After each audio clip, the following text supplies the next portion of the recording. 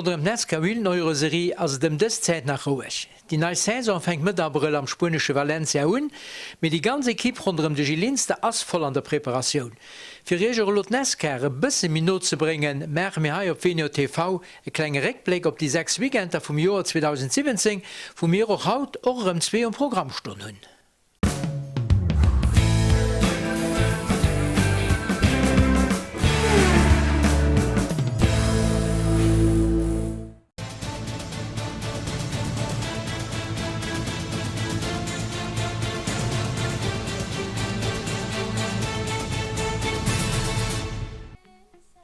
Okay, Gilles, dann fahren wir noch weiter, weil das im Rückblick von der NASCAR 2017. Heute gehen wir auf Van Ray, die nächste Oval. Gucken wir, was dabei rauskommt. Dabei rauskommt. Okay. So, da fahren wir auf Van Ray. Da hatte ich die Chance zu trainieren. Und heute sind wir hier auf der Kurs. Ja, ich meine, das ist ein ganz liebes Städtchen. Früher ist mir da die Europameisterschaft gefolgt vom Rallycross. Richtig. Da kann ich gut essen, gut trinken. Wandmehl darf nicht fehlen. Ne? Und da sind wir dann ein Circuit. Das ist ein half-Meile-Circuit, das ist nicht 800 Meter. Und da fahren wir dann am Stines Longines. Da sind vorher von PK Racing auch ein ganz starkes Team, die auch mit gekämpft haben für den Titel des Jahres an der Elite 1 und auch an der Elite 2. Ja, und ich meine, nicht letztes Jahr, nee, nicht letztes Jahr, viertes Jahr, ich hatte hier in Alkurs bis auf einen nicht gewonnen. Auf einen nicht gewonnen, richtig. Ja. Und auch ein ganz junger Fahrer. Und auch ein neues Talent an der Naschke in Europa. Oh, da sind 3 Linien, die sie gezeichnet, eine innen, eine an der Mitte, ganz oben. Was meinst du, wie die beste? Für mich war auf der Kurs definitiv die ewig die beste. Natürlich für dich zu verteidigen, die immer müssen die mittelst wählen. Die Mittelslinie war an der Entrée von der Käier immer gut Stück Misere, weil ich konnte aber Misere rauffahren. Natürlich für rauszufahren war das nicht so sehr. So, das war neues geschieht Elite 1, das war dein Auto. Richtig. Wo dein Kollege damit gefahren ist. Den du keine Chance hat, den noch da aufgeschossen hast, was man sonst nicht mehr auf der Bilder gesehen haben. Ich meine, war gedreht gehen. Voilà, war gedreht gehen und voilà, ich stand eben auf der falschen Platz, da war auch keine Chance, für dass den anderen Fahrer da auf der Lunch kommen. So, du hast den Depart von Richter Kurs. Mir hat gesehen, was auf der 8. Platz hast dich qualifiziert. Das heißt für dich kaum Oval, das gar nicht so schlecht gewesen so, ne? Ja, aber just einen Testdienst der hast nach genau. Nicht auf so einem Auto, für mich von einem. Das war noch auf einem anderen Auto. Modell von Auto, ne? Du gesagt noch schon, wie unruhig die Autos sind. Was am Oval ein großer Notdeel ist, ist einfach für Temperatur Pneuen zu kriegen. Kann ich nicht links rechts vor wie dem normale Circuit möchte. Das am Oval ist halt einfach extrem schwer, weil man das Setup vom Auto schon so angestaltet hat, dass zum Beispiel die fichte linkste Pneu, die steht ganz noch außen, für Maximum von Grip zu kriegen. Ja, das ist negative Sturz. Normalerweise haben sie negative Sturz, aber dort den Pneu, also der bandendste Pneu, den hat positive Sturz, voilà. Für das an der Käier riecht ableitet. Ne? Richtig. Das lenkt besser an. Aber du gesagt noch schon, wie dann eine Kamera so drauf wird, wie die Autos voilà, du geht ganz unruhig sind voilà. So, ne? Aber wie gesagt, da geht doch mal nicht geschafft, eben schon nun am Wand steht, das auch wird viel kann bringen. Ne? Das voilà, wenn sich kann die Wand steht 2 oder 3 Delen, also immer am 4 Deel kann ich in den anderen drücken und da geht ein bisschen, wie bei einem Plastik, geht ein bisschen abgezogen und dann kann ich ein paar Meter gut machen. Da dreht den Gewäsch, gesehen wir. Wie viel gesagt, die mittelste Linie war gut für an Käier ran, für aus der Käier raus, ein bisschen zu früh im Gas, wie wir gesehen haben, da kann ich nicht allzu viel machen. So, du hast einen Dümmer, den hast du dafür, dann der Zoo und dann dein Co-Pilot, also dein Equipier. Equipier Felipe Rebello. Der war auch für dich anscheinend auf so einem Circuit. Mir wird dazu zu sagen, dass ich meine, nicht auch so etwas privat daheim so in NASCAR, ne? Für Tasten zu gehen und seine Ausstellungen sich schon nach Brasilien zu machen, also ein Vollprofi aus Brasilien. So, du hast Mädchen, wird mal gesehen, einen von den 2. Hat sich auch nicht so schlecht geschlagen. Richtig. Das vielleicht ein bisschen zu hoch Linie gewählt hat, da geht das Auto extrem unruhig und da fehlt dann noch der Schwung für die Rieche raus. Ja, dann kann ich nicht frei Gas gehen, weil du von der Luft ein A und O hast. Ne? Richtig. Wir fuhren noch der Vitesse von über 200 teilweise an einer an 160 Stundenkilometer am Mayan, dat Tech op der Richten gucken wir de Maximum vu Vitas rauskriegen an de Keieren natürlich si man net grad so sehr. Fährst du alles in einem Gang oder? Du fährst also mir sind du alles am zweite Gang gefu fir du dazwischen enker ze schalten, dat mischt ein Auto einfach ze unruhig fir an d'Entrée von der Keier, der Tisch mir sie wirklich alles am zweite Gang gefu. So du war eng Pacecar kommen lo mein just nach een zu fuhren an du hat den Dumaré den hat ein bisschen zu frei Gas gin du Träder durchgedreht an du fährst den Philippe huet de Start hun perfekt drauf, ja. Kon sich die Kurs durch se schreien. Die bin doch die Kurs. Leider warst du ausgeschéet. Ich mein, dat wenn dem Accident hatten se 3 Stunden fir den Auto richtig hinzukriegen an leider war ein technische Fehler den gesinn hat an den Schminkkurs leider miss gutstecken wie frei ophalen. Ja. Du hast dann die Zweitkurs gesagt den du hast den Depart wird also bisschen mich schlecht gehen. Du gesagt den Drager den wie noch mich später in der Kursen wird gesinn den du fir bestroft gëtt, weil en ze Freising Lin sech verlos huet wo Naschka immer viel Wert op lädt das bis iwwer Zielin fir muss an denen 2 Reihe fuhre war net gët gestroft, weil du einfach ze gefälleg ass fir neichtter Keier du zu 3 probieren ze musen. Okay, und da kriegt ihn eng Durchfahrtsstrofe durch Boxegasmensch ne? Ja. Du gesagt noch 4 Auto wie unruhig die ganz sinn wie so doch pneu net richtig wärm gehen oder dauert bis mir lang lang bis pneu hier Temperatur hun an dann noch verviel die ewig Lin fuhren das auf die Spotter den engem sieht wer eng Lin wirklich moment an am sehrsten ob dat die Mittel oder dat die ewig das an daneben du sech den ganzen Dreck von de pneuen die rutscht durch de Banking rutscht den nur ënnen an du huet in der Manner Gribern fäng den sich immer mé dreck op dat de pneu auch immer mi glatt mcht. Ich meine war dass der Spotter na méi wichtig Spiel wie engem normale Circuit ne 100%. Die go nicht nur an der gesäit an dat sie wirklich aufhängig vun dem vom Spotter der Spotter sech enger Plattform an die engem genau Detailer fir en Matze zeie fir anderen ze drecken fir die Mittellin ze probieren fir die Iwechtlin ze probieren den Hëlle vu muss sech op der Strecke bussen inzegidéieren. Du gi immer Drescher miss eng Durchwärtsstrof mache weil se start antizipiert hat. Der ge de Philippe op der zweiter Platz, die schlägt net schlecht du den Dummer bëssen der Druck ne voilà, die lauert geht ze schweisen mech Druck voilà. bis spät gebremst spät gebremst.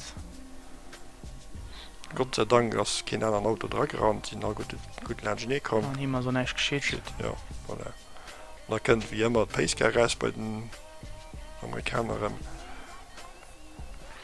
Bei der Moval auch flott das sind auch du kann extrem strategisch spielen Niveau von de Pneuen also weg se okay dat der die weg die 4 Flasch tronnen oder se den okay probier die von Ufang gun se durchzusetzen an direkt Metre gut zu machen nur enger Safety Car fast verleert in die Metre sowieso. Du gesäiten dann noch wie den Ferrando bisschen de Mann an den paar Schockeruf gebaut huet an sech selber bisschen Schutzblech fir wäschgolet dat steckt der tank so das gefeide Stoffe muss den noch fir dat aufbauen zu lassen da können weiterfuhren fertig nach so an Amerika die fu mat 22 Auto do begem half Meilen an Amerika fuhren sie mat 40 Auto op dem selbechten muss eng nur mich spannend sinn. So an du gesinn Klassement du was een super gute Vernünfte gin, dat war der nächste Podium auch an der Rookie an dat werd vu Wenry. Tschen de Bilder vun den 2 Weekender kommen awer mat der Automotorshowroom op die Normalstrossreck an hëllnech mam BMW X3 X3 mat.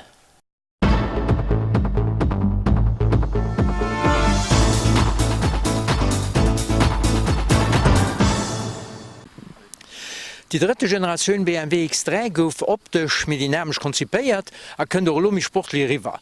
De kompakten SUV den X3 mat neuen Assistenzsystemer enger guter Portion Offroad-Charm mat X-Drive allra Dündriff an en Tick Sportlichkeit an de gut versprechen noch vu Platz bestimmen lo sein optritt. Lo als Bezeichnung SUV vun unserem Testauto dem neue BMW X3 nimmen deelweis richtig, weil laut der BMW-Diktion als den SAV, also a Sports Activity Vehicle. Ob lo ein U oder ein N, schon op den nächsten Blick gesät den, dass den X3 singe Wurzeln trei geblieben ass. Eng ordentlich Portion Offroad-Charme, entik Sportlichkeit, an dat Verspreche vun enger guter Offroad-Platz, an durch die Ficht an hënnechte kurz Iwerhäng vun der Karosserie bestimmen nach immer den Optritt vu Münchner. Natürlich ass den X3 auch gewus an neu opgebaut ginn. Designer hunn die Fichtluch de mi schmuul gezeechent, an die BMW-Döbelnie auch mi kräftig geformt. So wie Lot Nivelluchten a enger cooler hexagonaler Form optreten. Lo vun Hanne betrucht sugen die optional LED-hënne Schluchten, den no ënne gezünden Derspoiler an die Tëschen enger ophellende ënnerschutzplack rasgezünden Ausfuréier fir den Andruck der Server-Apps Nights Führen eng steht. Den neuen X3 vu BMW hieft die dynamisch Designspruch vun segem Viergänger nach méier Steck op e markante Niveau heich. An der dritte Modellgeneration vertraute BMW X3 auch op sein Konzept vom Opbau, wat sich bis lo gelohnt huet. Technisch basiert der neue BMW X3 op der internen sogenannter Clusterarchitektur, wodurch es noch je Version 50 km liegt gouf. Lo waren auch nach Crashforderungen bei der bis op 4,70 Meter gewusse Karosserie keng Licht erbecht fir d'Ingenieuren. Der Radstand huet um 5 cm zougelöscht, wovon der Passagier hauptsächlich die Hannen dra profitieren. Hanner den hënnechte Sitzer bleiben immerhin 550 Liter für die Bagage, kein schlechter Wert, weil bei einem umgelegten Sitz schraubt das 12 sich nach bis 1600 Liter herab. Mehr wie doch kein Kombi aus der Mittelklasse.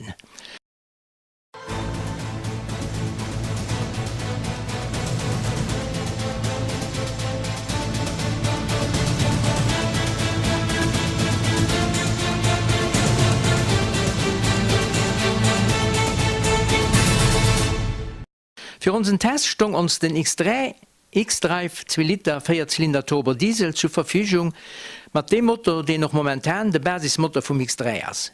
Et brauche noch hei nicht nur Nobelpreis zu sichern, dieser Motor hält sich 190 PS bei 4000 Touren, an sein maximaler Drehmoment von 400 Newtonmeter lädt zwischen 1750 und 2500 Umdrehungen an der Minute. Er bringt es fertig, an 8 Sekunden 0 vom Tacho bis auf 100 km/h zu bringen und dann über den Erdgangs-Steptronik eine maximale Vitesse von 213 km/h zu erreichen. Dat tøcht doch schon fir méi wie gut optreten. Am meescht de Kader tschen Komfort a Sportlichkeit och op seng Äderweis. Ze Summe mat enger knackiger Suspensionsaufstimmung, enger präziser Steuerung an engem Gewicht vun 1,7 Tonnen reget awer nach immer fir eng engagéiert Vorweis op de Makadam zu bringen. No puer Meter huet ich schon vergiss an engem Sports Utility Vehicle zu setzen. He kann ich schon vun engem Sports Activity Vehicle schwätzen. Genug gefährdet fir eng lang Rees, mir einerseits auch stramm gefährdet, für man 4x4 eng Flott hetz durch Kombination von den Karrieren zu starten. War doch nicht immer so selbstverständlich bei all den Sports Utility als Sports Activity Vehicle der Fall ist. So wie eurem unser Spritverbrauch, die bei unseren momentanen schlechten Wetterbedingungen auch die Erdliter.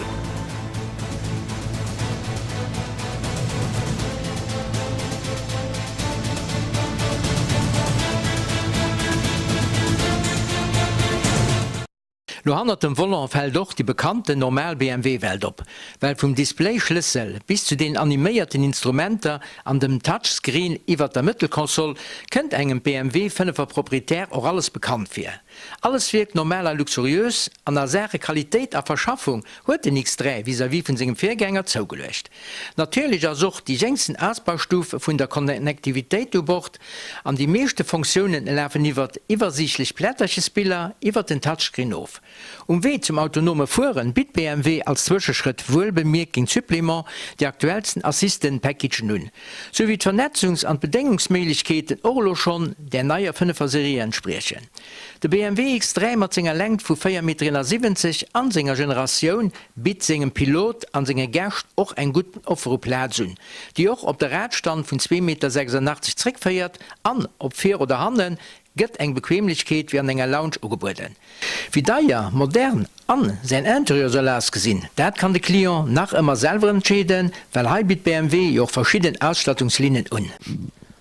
Als Fazit kann ich sagen, der neue BMW X3 hilft seg eeständig dynamisch Spruch von Design nach méi op e markante Niveau. Die verbesserten Optik, die deutlich verbessern Dynamik op der Stroß, de Komfort, alles dat passt sich schon und de große Bruder den X5 wun. An nicht in der Meinung, dass den BMW X3 auch net méi viel am Weg steht, für sich de Suse an Sängerklasse rumzuhellen.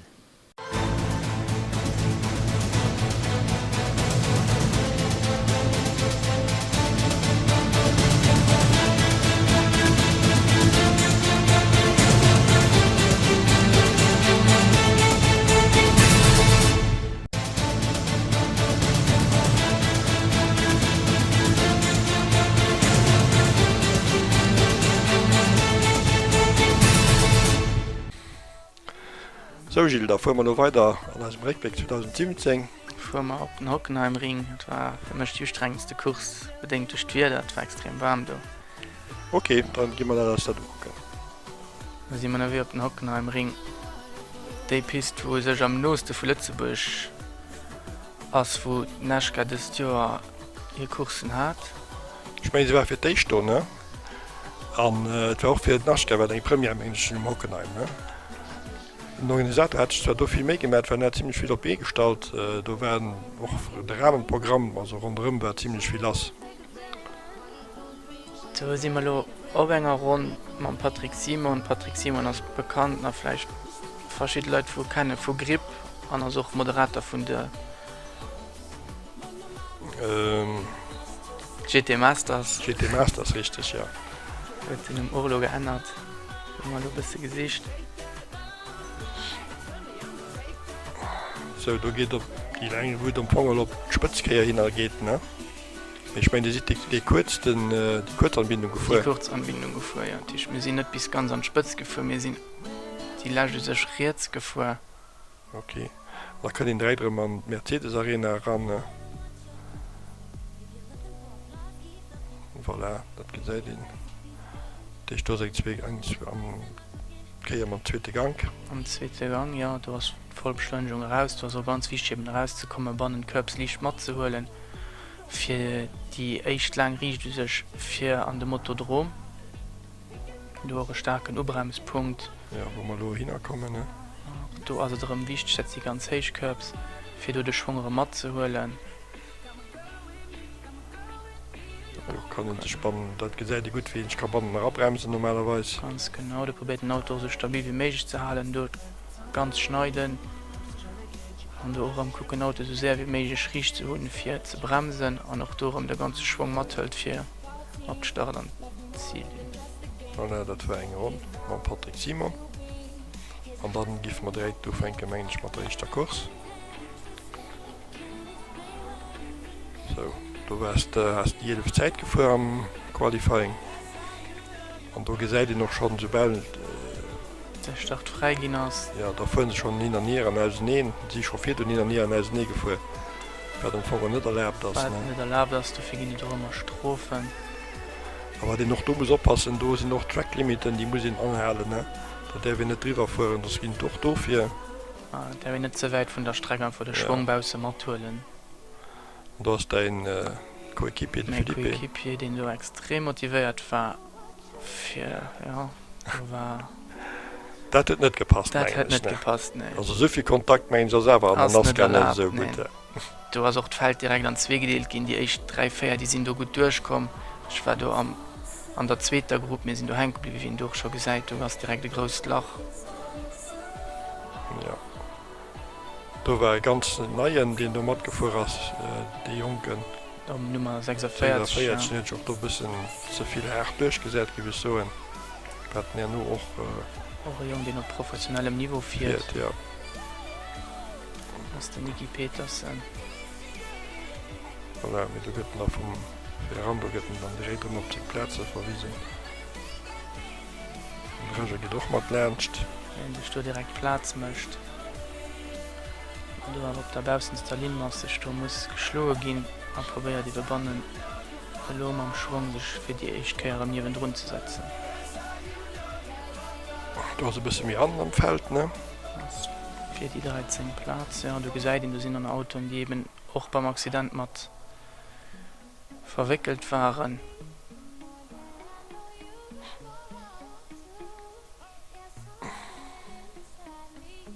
Du hast Serie die gin den Drescher fährt für die zweet Platz. noch do gesäit ich schon dem Drescher sein Auto och den ass sché gefirft an alle Farben vun de Pneuen an deel was vun Karosserie vun anderen och do an der selbe Stakeier wie den echt wie der déich Accident. Ich mein, dafür kriegen du mal mensch zu eng Durchfahrtsstrof ne Ganz genau, dat was einfach dat das weg schnitt mi fair. dat wär ja genau wie auch fir du de Philippe Menschen do einkrut Ganz genau, die war doch schëllesche Sprach gin bei dem Accident Ja, eben, weil du mein Defekt doch eng richtig Decision war. so an du hast der Ferrando den die Kurs derwend das sein Start und Ziel und da hat man die Kurs schon an nice. Du gehst darum super 5 dat dat war dein zweite Podium bei der Rookie dat war ein gut Performance weil ich mein Vierter war net dementsprechend dat die Kanton hat relax am Auto gesessen ne Voilà, das war einfach extrem warm. du hast viel gemerkt da war ein Dragstar mat engem Jet unrief war viel Clip do von Autoen laut als amerikanische Autoen an so war auch Nascar den Stefan Oberstoffer war du de kon mat dem segem Auto und mat fuhren Bände die fir Musik gesecht hun also war schon viel lass ne Für ein Event an Deutschland wo gesagt der amerikanische Naschka einfach so käme probieren dann an Deutschland die Deutsch sind noch immer extrem ugehaucht für Motorsport war dat ein riese Suse. so du hast die Zweitkurs du fährst op der erster Platz fort das wie gesagt Qualifying also der Qualifying für der zweite Kurs geht jo wie de Zeit fährst an der erster Kurs ne? Du gesehen noch schon wie die Kunst ausschert auch zu frei Auch zu frei ja auch der dafür gestroft. ja der geht auch ein Strof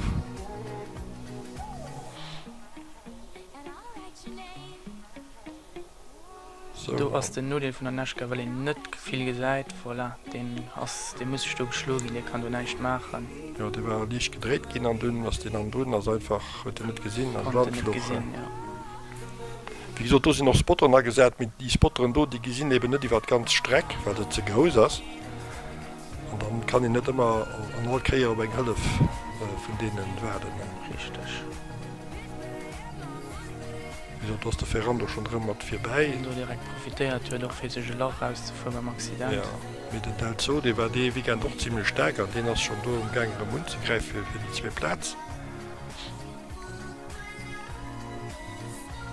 Nee, wie gesagt, noch du wie gesagt du gesagt den Drescher für die Verdrecklimiten den geht doch dafür ein Durchschwärzstufe Den einfach zu viel Schwung da raushält. dafür den Job den du durchschert die war zu groß ne Richtig.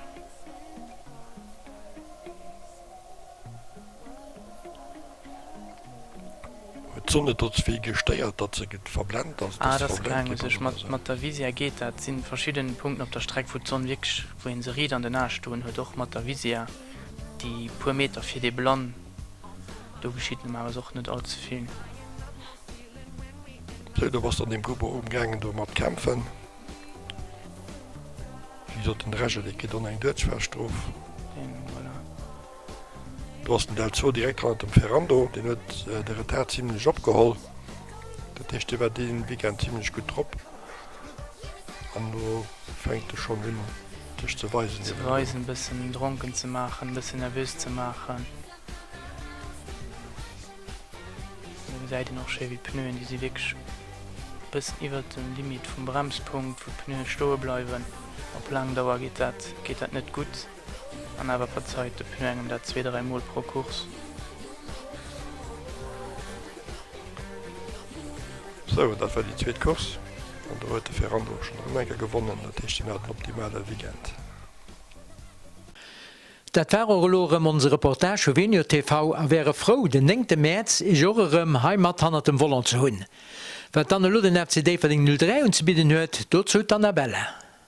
Et ass mir ëmmer eng Friedich als FCD für den 03 Emissionioun dafen ze präsentieren. Haut dem Programm hummer e puer Flott interviewen an dat vun als neue Spieler vum FCD für den 03 de Florent Malouda, a vum Guy Altmeich, de Präsident vun der Jugendkommission iwwer de Thermokonzept Futsal Cup. An zum Schluss weise michch auch nach puer Bilder vum Superbowl. Wënsch nicht viel Spaß beim Nokucken.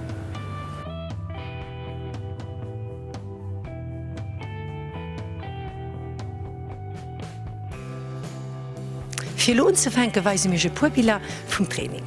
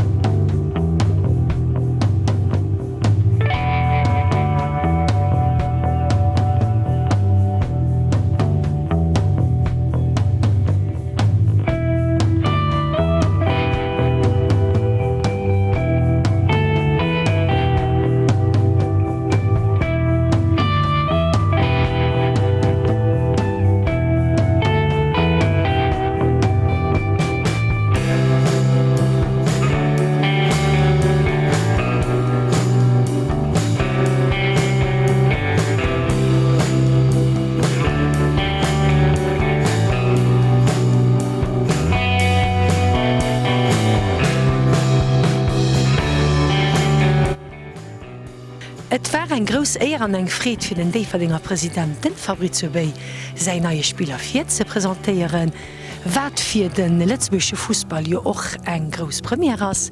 Den Florent Malouda huet als franzéschen fréieren Nationalspieler eng gros international Karriere annner sech.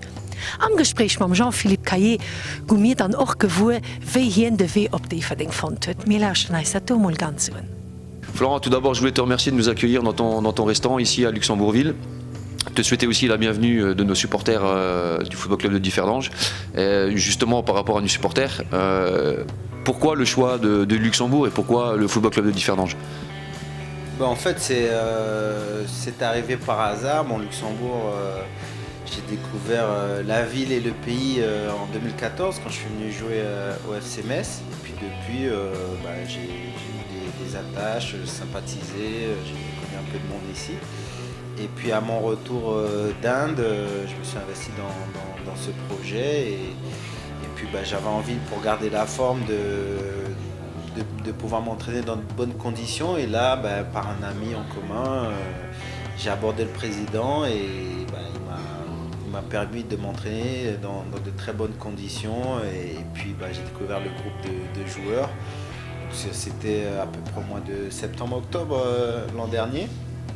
Et puis moi je suis en train de préparer un petit peu ma reconversion. Donc en attendant, voilà, j'ai pas envie d'arrêter. J'ai plutôt de bonnes sensations et le président m'a demandé si je pouvais donner un petit coup de main. Donc vu que je me sens bien et qu'on rigole pas mal tous les soirs à l'entraînement, que le week-end je m'ennuie un petit peu, donc j'ai dit allez banco, quelque part pour le remercier de m'avoir bien accueilli et puis parce que j'ai envie d'aider ce groupe de joueurs à faire une super belle fin de saison. Justement, quand on regarde la carrière de Florent Malouda avec les différents clubs, que ce soit en équipe nationale ou dans les clubs nationaux, la motivation quand tu viens à Luxembourg, tu vas la trouver où justement? La motivation, c'est dans le plaisir. Le plaisir déjà tous les jours et puis le plaisir, si possible, des résultats. Après, c'est vrai que pour les supporters de foot, ils connaissent la plus belle partie, la partie foot professionnel, mais il faut savoir qu'avant d'être footballeur professionnel, on est d'abord footballeur, on aime ce sport, on est passionné et même en dehors, on va dire, des saisons avec les enjeux, je suis toujours quelqu'un qui aime beaucoup le sport en général, mais qui aime beaucoup jouer au foot. Et ma motivation, c'est ça, continuer le plus longtemps à prendre plaisir tant que la santé le permet. Et grâce au football, j'ai découvert beaucoup de pays, donc on va dire que Luxembourg, c'est un pays supplémentaire, c'est une super expérience parce que chaque pays a ses spécificités. Et ici, c'est une expérience supplémentaire. En plus, ça me permet de faire plusieurs choses en même temps. J'ai déjà commencé un petit peu à aborder la partie diplôme d'entraîneur avec la fédération luxembourgeoise. Donc, il y a plein de choses comme ça qui, par rapport à ma nouvelle vie, concordent, on va dire. Et ça me procure beaucoup de plaisir. Si on écoute ton discours actuel, les 2 mois et demi passés avec la formation du Football Club de Differdange et aux entraînements, donc t'as plu, tu as trouvé aussi un certain plaisir à venir aux entraînements, à échanger avec les joueurs. Justement, par rapport à ce groupe et aux joueurs, qu'est-ce que tu pourrais en dire aujourd'hui si tu avais une analyse à faire par rapport aux 2 mois et demi passés déjà? Ben oui, c'est sûr que déjà au quotidien, par rapport aux structures qui sont très bonnes du club, ça a été une découverte. On va dire que c'était honnêtement de bonnes conditions d'entraînement. Ensuite, par rapport à ce que je sais du groupe, c'est un groupe qui a déjà l'an dernier qui a fait une très bonne saison, qui a malheureusement n'a pas pu au niveau des qualifs Coupe d'Europe. C'était une petite déception, on va dire, qui était dure à digérer. Et après, sur la première partie de saison, le groupe a laissé on va dire filer des points et que parcourt toujours derrière. Donc on va dire qu'on ressent un petit déficit de confiance, mais il y a énormément de qualité sur les séances d'entraînement. Il y a de la qualité, il y a de l'envie. Il y a envie surtout de retrouver des résultats conformes, on va dire, aux ambitions. Et je pense que c'est encore possible, donc c'est ce que l'équipe fait en ce moment, on se prépare et puis voilà. Et puis on sait très bien que dans le football, il y a le facteur confiance qui est toujours dur à aller chercher, mais au niveau qualité et on va dire état d'esprit, c'est vraiment un bon groupe de joueurs. Donc si je devrais mettre un adjectif sur Florent Malouda, c'est confiance pour le groupe. Oui, bien sûr, confiance. Sinon, je ne me serais pas engagé. Déjà, confiance à la fois personnelle, confiance dans le groupe de joueurs, confiance dans le club aussi, parce que c'est un engagement vis-à-vis du club. Et puis, on va dire que c'est un élément sur lequel je vais essayer d'apporter, en fonction de mon expérience, quelques petites solutions pour l'améliorer. Et bon, c'est sûr que ça passe toujours par les résultats, mais c'est aussi au quotidien. On parlait tout à l'heure de plaisir, c'est là aussi qu'on retrouve la confiance à réussir tous les jours des gestes les plus simples. Et puis il n'y a pas de miracle dans le football, c'est énormément de répétitions et c'est là-dedans qu'on se retrouve, qu'on reprend confiance et on dit qu'on joue en compétition comme on s'entraîne. C'est un petit peu ça, c'est tous les jours à l'entraînement, essayer d'augmenter le taux de réussite, ce qui fait qu'après le week-end, les résultats devraient suivre. Tu parlais tout à l'heure de forme physique, ce qui était en collaboration aussi avec le mental et le plaisir. Je crois savoir qu'aujourd'hui, tu as été passé visite médicale à l'hôpital. Qu'est-ce qu'il en est de Florent Malouda physiquement ? Ça va, hein. Pour la plupart des examens que j'ai réalisés aujourd'hui, je suis apte. Il me reste juste un petit test d'effort à réaliser normalement la semaine prochaine. Mais sinon, le retour du staff médical par rapport à mon âge et au nombre de matchs, ça va. Ça va, je suis en bon état, plutôt en bon état. Donc Florent est prêt à attaquer le championnat, pas le 18 contre l'USH parce que c'est encore un match de la première partie, mais dès le week-end d'après. Oui, en fait, pour tout dire, je suis pas encore prêt parce que moi aussi, je me rassure par mes sensations et j'ai pas encore enchaîné suffisamment de matchs de 90 minutes pour être prêt à commencer, mais je serai prêt dans les délais.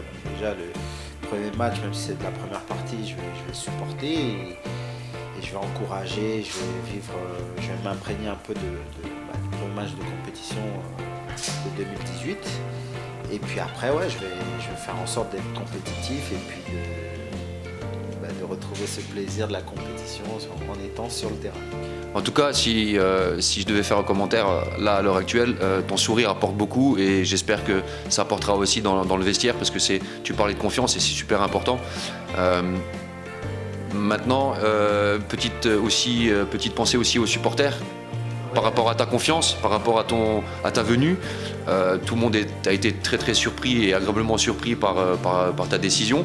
En tout cas, nous au club, on est très heureux de d'avoir parmi nous. Qu'est-ce que tu aimerais dire justement aux supporters par rapport à la deuxième partie de saison et ce que tu peux apporter ? Déjà merci pour l'accueil parce que c'est vrai que j'ai découvert que le FC Differdange avait une bonne base de supporters et pas que des jeunes, il y a aussi des supporters J'ai découvert le Red Boys, donc il y a des supporters de l'époque qui m'ont félicité, qui sont contents, qui m'ont remercié d'avoir signé.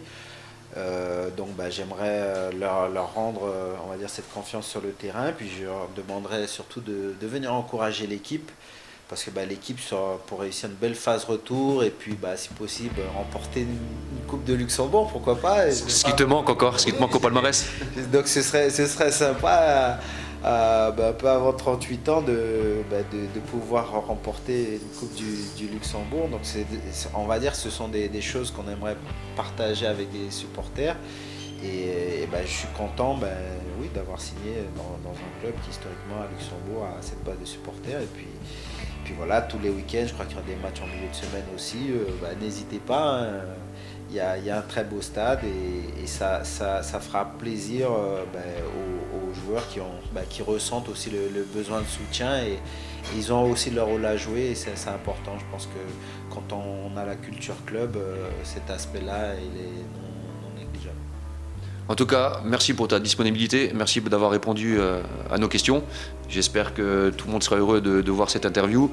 Tout le monde est très heureux de t'accueillir au club et je te souhaite personnellement et vis-à-vis du club et du président la bienvenue au Football Club de Differdange.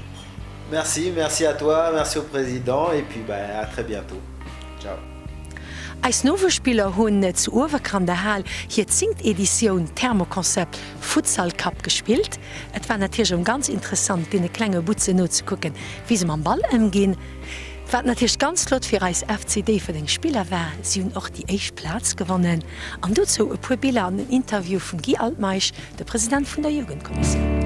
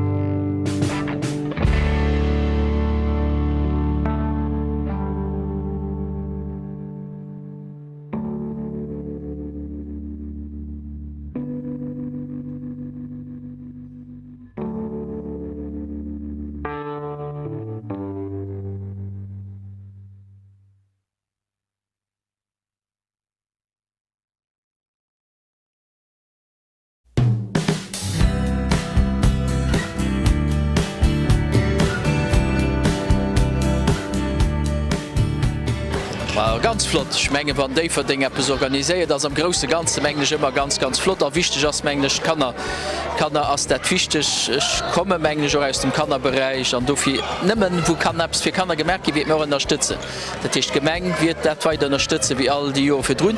Anch muss der so bewonderen immer den Fußball nach immer den Jugendkommission, wo se die viel Benevoller hier krit. Well och do immer Mengeg awer wirklich bësse krank, zwar Ursachen alles. Mit Leiit komme ger, sie gige an sie investieren sech nemmi soviel gern benevolat. Bei den ganz klengen as vielleicht nach bësse méi einfach, weil hier kleng Matspielen, da sind sie da präsent mit 12-13 Joer, da gëtt et bësse mich schwéier. Me do fir all Respekt fir Daverding 03, dat ze Dateiie schon fir zingt am vu Gold Mächen an Eisenunterstützung hunse. Ich kre all den decke Kuss. Ja, du warst Pol. Okay. Ja. froh dich wie den Tourneier der gefallen wird, ob du gern Fußball spielst. Alles da passiert. Du kannst mich so üben, so. Das ist gut. Im Moment, Paul, ich bin vorher noch nicht gestaltet einfach nicht. Was ein guter Junge. So, haben wir dann zwei neues Talente von Dave 03. Zwei kleine Fußballartisten, die aus der ganzen Mittenheim animiert und an der Hand zu Dave im Tourneier. Wie hat dir gefallen? Gut. Wie ein Platz spielst du dann? Wo spielst du am Goal? Ich gerne Goal, ich schieße gerne Goal und ich gerne Goal. Ah, du schießt gerne Goal und du bist gerne am Goal. Das ist ja fantastisch. Nee, komm mal rüber. Nee, das ist tipptopp. Bei der Kanner geht das immer besser, wenn in Martine Schwätzi bei den Großen. So mal deinen Namen ein. Paul Kaiser. Paul Kaiser von Dave. Wie viele Jahre hat der Paul da? 5. 5 Jahre, so ein großer Junge. Dann haben wir noch einen hier. Oh, den hat es schwer. Wie war der Turnier? Das hat lange gedauert, mein Junge. Ja. Hast du viel Hunger? Und duscht? Ich hätte Fanta getrunken. Fanta, also, okay. Wie war es dann am Fußball? Wo spielst du, am Goal oder 4?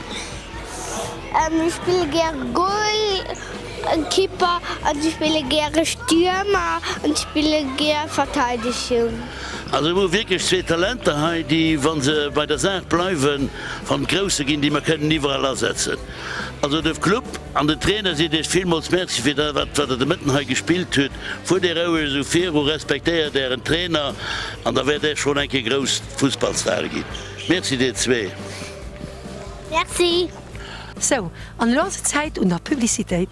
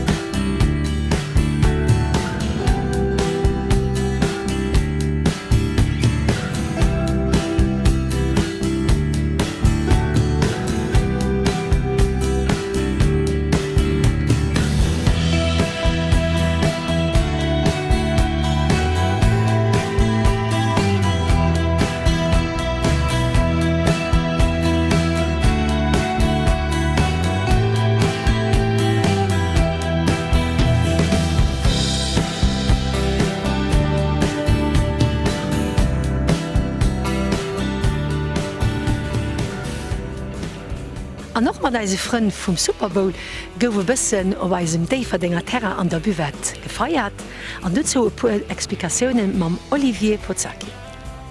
Also mir meiner Loge seit ungefähr skief mo Schatzen bald 10 Joer zu dem so gefangen mat 3 Leiit und einfach de Superbowl geguckt. Wir waren inspiriert gin oder verblüfft durch die Show an alles und dat cool fand an de No méi fir den NFL selber interessiert. Ich noch Matscher in der Saison geguckt an lo durch Tele an Deitsch, die Deitsch wo viel Matscher iwwer droen sie mocht mir oft ha Ase drop. An du immer de Superbowl dem organisiert bei jegent eng Kolleg immer doem. Wir waren als Ufang simmer zu enger 10 bis 15 Leiit, gegrillt an der Halftime, Moes 3 Uhr gegrillt, mat amerikanischen Bayer einfach nimmen fir den Thema zu kategorisieren. Und ja, lo das kann ich probieren mal bis mir groß zu machen. Wir invitieren Leute oder ein Event gemacht auf Facebook an der Biwetteil vom FC Dave. Und probieren ein bisschen noch Leute von außerhalb ranzukriegen, wie wir gesehen. Sieht gut aus für den Moment. Wir sind bei 1,5 Stunden für ein Match. Und kommen ein paar Leute bis lo, also einen guten Abend.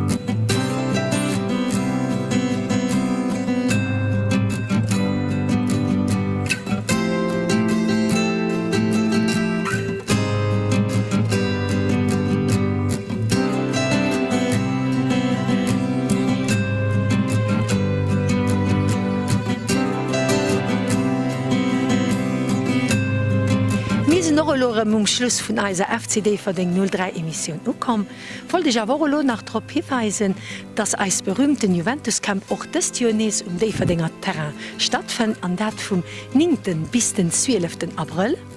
Gin ich auch nach Rendevous fir die nächste Emission, die den 9. März ass, a wie alkeer sonnege Schmerzifir nu kocken, Adi bis dann.